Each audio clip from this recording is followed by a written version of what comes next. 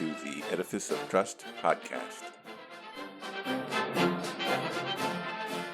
The Edifice of Trust podcast is a thoughtful discussion of today's current events from the perspective of America's founding principles. Welcome. From heart-pumping music to head-thumping commentary. Deng Xiaoping had a problem. At the time of the death of Mao Zedong, China was desperately poor and in the midst of the political turmoil of the Cultural Revolution. Although Deng was never official leader of the country, he was able to exert his power and influence to become the, quote, supreme leader of China behind a smokescreen of positions as chairman or vice chairman of key Communist Party of China or People Liberation Army committees. Deng was a strong proponent of the concept of socialism with Chinese characteristics. This concept, also known as Deng Xiaoping theory, stated that because of China's lack of development, it could not fully implement communism, which requires advanced productive forces and an industrial proletariat. The Chinese characteristics mandated that certain pragmatic steps, not in line with Marxist theory, are acceptable in order to achieve the level of industrialization necessary for the eventual implementation of communism. This allowed China to adopt certain capitalist practices in order to spur economic development. In other words, China could try to remain a pure socialist country, but would remain weak and poor. Or it could adopt certain capitalist practices and become rich and strong. So it would have the productive forces necessary to become communist at some time in the future. Deng also advised his followers to, quote, hide our capacities and bide our time, be good at maintaining a low profile. So the Chinese have bided their time for 4 decades, while building an industrial powerhouse and creating the second largest economy on the planet. However, I think they are beginning to believe that the time for maintaining a low profile is over. Deng also emphasized the importance of the continued leadership of the country by the Communist Party of China, or CPC, which was to retain a monopoly on political power in order to keep the country on the path toward communism. While the pragmatic steps taken by Deng and his successors have created a powerful form of state capitalism, the CPC still maintains its faith in Marxism and communism, and this belief has led to President Xi Jinping's dilemma. Now that China is an economic powerhouse, President Xi has reasserted the control of the CPC in China. For 4 decades, the power of the Communist Party of China was more latent than overt, as the party maintained a low profile and bided its time, only displaying its true power in the Tiananmen Square massacre to squash the protest for political liberalization and democracy in 1989. This massacre of students and other protest leaders provides evidence that while it appeared that the CPC faded into the background during this period, its power and authority was as potent as ever. Because of this history, President Xi and most of the 90 million members of the Communist Party of China long for the day when China can resume its path toward communism. Not today or tomorrow. The Chinese can be very patient. In 1982, Deng Xiaoping established 2 centenaries as goalposts on China's journey toward communism. The first centenary was the 100-year anniversary of the founding of the CPC, which will occur in 2021. And the other one was the 100-year anniversary of the founding of the People's Republic of China, which will occur in 2049. The goals of the first centenary have largely been achieved. China is now strong and prosperous. This fact has led President Xi to declare in the 19th National People's Congress held in 2017 a, quote, new era of socialism with Chinese characteristics, where Xi Jinping thought was elevated to the godlike status of Mao Zedong thought. One of the hallmarks of this new era has been the renewed prominence of the CPC and the increased repression of the Chinese people as a first step toward reintroducing socialism in China. This, however, presents President Xi with the first half of his dilemma. Socialist economies are slow-growth economies. The necessities of rapid growth inevitably produce inequalities that are anathema to true communists. Profit is squeezed out of socialist economies, so there is no incentive to expand production, innovate, diversify, or to increase productivity. Socialist economies feature large production of standardized products. Taking time to create new products or innovate are only distractions for current production. Why should a plant manager waste time improving productivity if it will replace workers with machines? Why would a line worker work overtime if the only benefit is to the general public?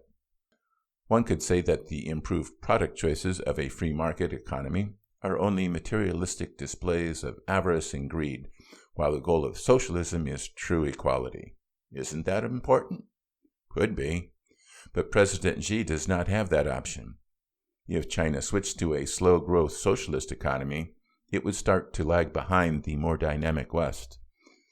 Marxist theory states that a socialist economy can not only equal but surpass capitalist economies. But the harsh reality is that they can't, as history has shown.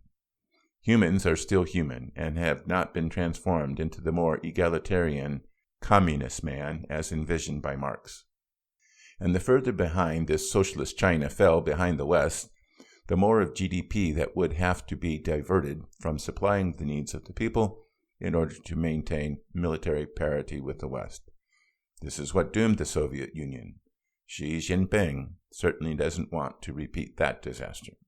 But the continuation of the Chinese style of state capitalism is as untenable as it is unpalatable. State capitalism in an authoritarian regime is inherently corrupt. Business leaders know that the profits they seek do not come from the market, but from the government.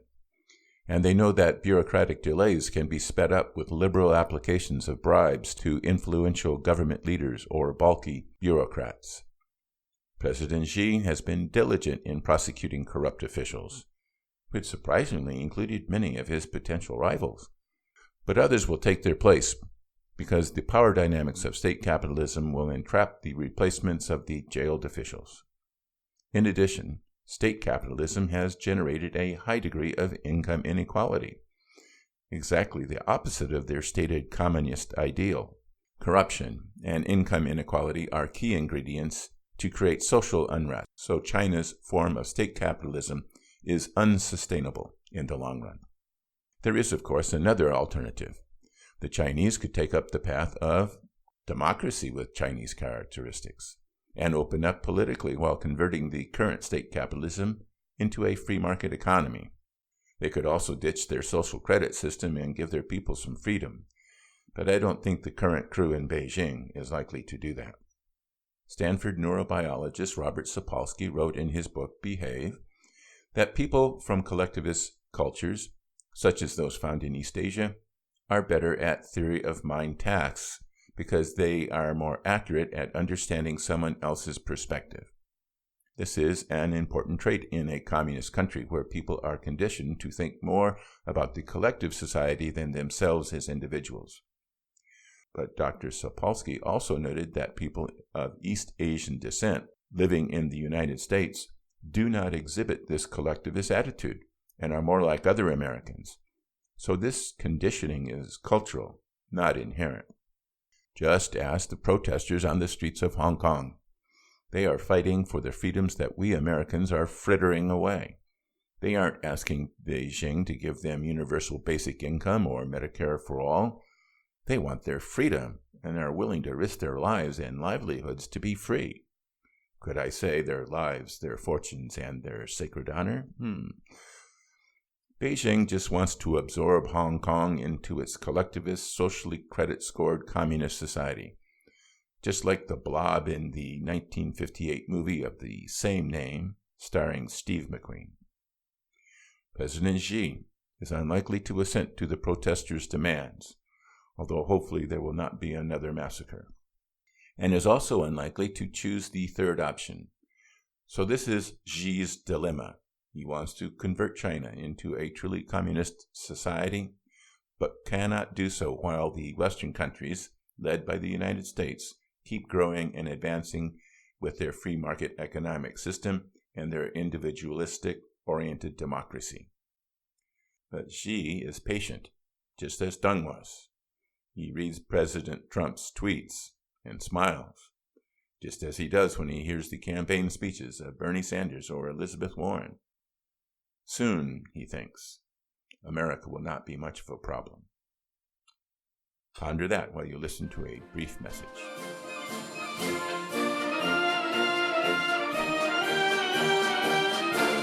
Whew! We made it. We survived the second year of the presidency of Donald J. Trump. And I wrote a book about it. 2018, Surviving Trump, documents many of the trials and tribulations that we faced during 2018 and analyzes their importance from the perspective of America's founding principles. Available on the internet at Amazon and Barnes & Noble, as well as other retailers. Links to 2018 Surviving Trump and my other books are available on my website, www.edificeoftrust.com.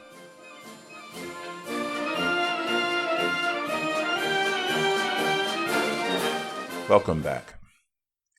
If we, the American people, want to preserve and improve our way of life in the face of rising authoritarianism around the world, we need to return to our roots, the ideals and principles that made America great in the first place.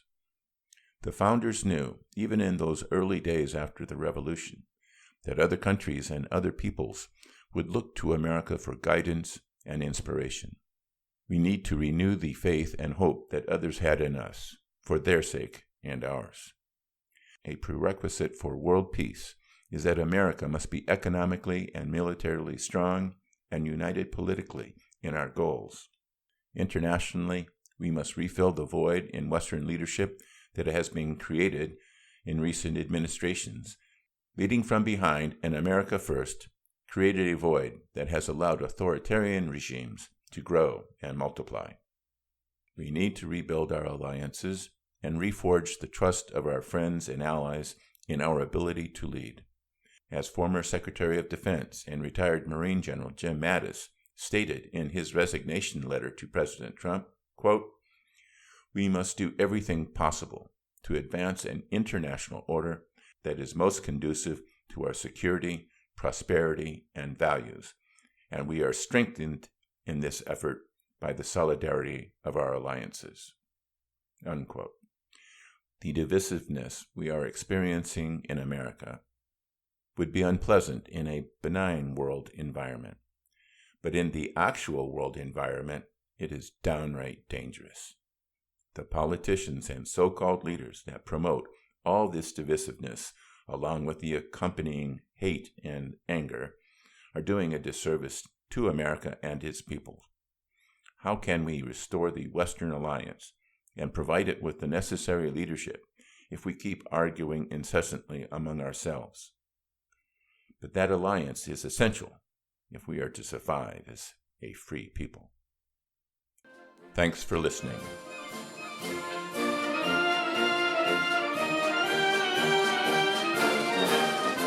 Thanks for listening to my podcast. If you would like to hear more Edifice of Trust podcasts, please don't forget to subscribe. Thank you.